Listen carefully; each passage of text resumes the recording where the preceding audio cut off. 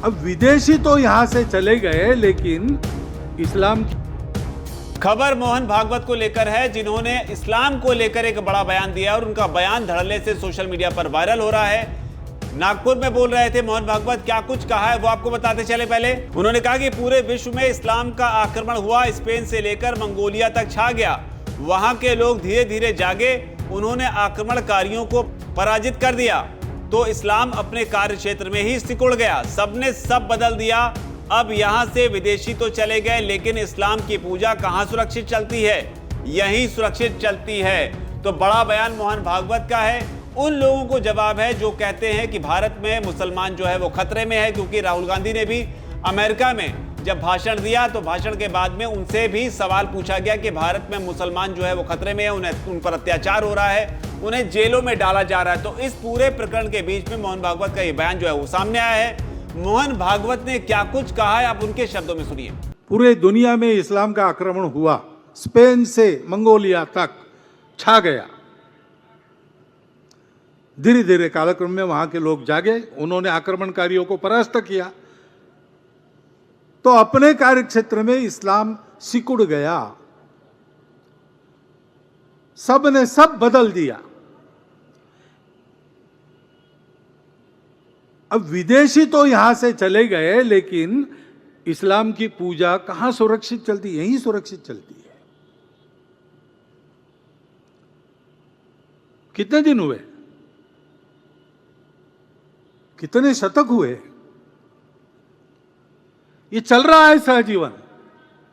इसको न पहचानते हुए और आपस के भेदों को ही बरकरार रखने वाली नीति चलाना, ऐसा करेंगे तो कैसा होगा? किसी ने इसको समझाना चाहिए ना। ये समझदारी पक्की होती तो हम अलग दिखते हैं इसलिए अलग है, इस विचार से देश नहीं टूटता। सभी को यह समझना आवश्यक है। ये मातृभूमि हमारी है। ये भूलकर हमारी पूजाएं अलग अलग है, दो चार विदेशी भी है, फिर भी एक समाज के नाते हम इस देश के हैं। हमारे पूर्वज इस देश के पूर्वज हैं। इस वास्तविकता को क्यों हम स्वीकार नहीं कर पा रहे हैं? हमारी जो विशिष्टता है, विविधता है, वो हमारे अलगाव का कारण बनती नहीं, बाकी दुनिया में बनती है। लेकिन हमारे देश में प्राचीन समय से सबको समन्वय के साथ साथ चलाने वाली संस्कृति विद्यमान है। उस संस्कृति को हम भूल गए। स्वामी जी ने उल्लेख किया, हम आत्मविस्मरण के पहले शिकार हुए, बाद में आक्रामकों के शिकार हुए। इस इतिहास को जानना चाहिए।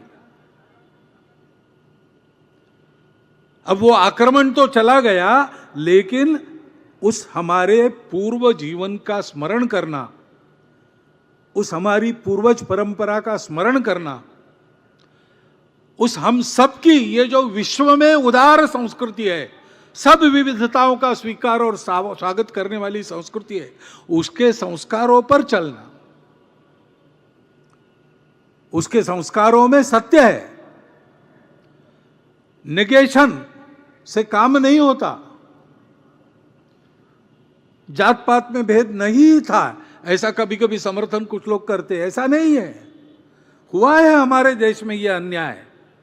पूर्वजों की कीर्ति हम वहन करते हैं, पूर्वजों का ऋण भी हमको चुकाना पड़ेगा।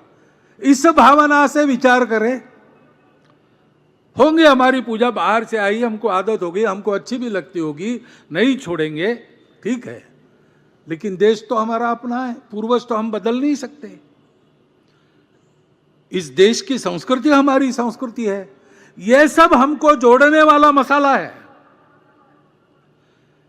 अपनी छोटी पहचान के मिट जाने के भ्रमपूर्ण डर से इससे क्यों अलग रहना? वास्तव में आज इसको हिंदू नाम मिला है, ये तो सारा वैश्विक है। जिसको धर्म धर्म हम कहते हैं, वो तो सारे विश्व के लिए जो मानव धर्म है वही है। वो बंधुभाव, सत्य, करुणा, शुचिता और तपस पर आधारित है। इस चौखट में उसको फिर से स्थापित करते हुए, इस चौखट के बाहर जाकर जो विकृतियां आई उनको हटाते हुए समाज का एकरस उज्जवल रूप खड़ा करेंगे, तो ये सारे छद्मी लोग होने के बाद भी राजनीति जैसी सबको प्रभावित करने वाली और एक चाल चलने के बाद भी उससे अलिप्त रहकर हम अपने स्वत्व को ठीक रख सकेंगे, और स्वत्व सभी बातों का आधार है। तो सुना आपने कि इस्लाम भारत में ही सबसे ज्यादा सुरक्षित है। इस तरह की बात जो है मोहन भागवत ने कही है। आप इस पूरे मामले को किस तरीके से देखते हैं? आपकी जो भी राय हो रही है कमेंट सेक्शन में जरूर लिखें। वीके न्यूज, राष्ट्र के नाम।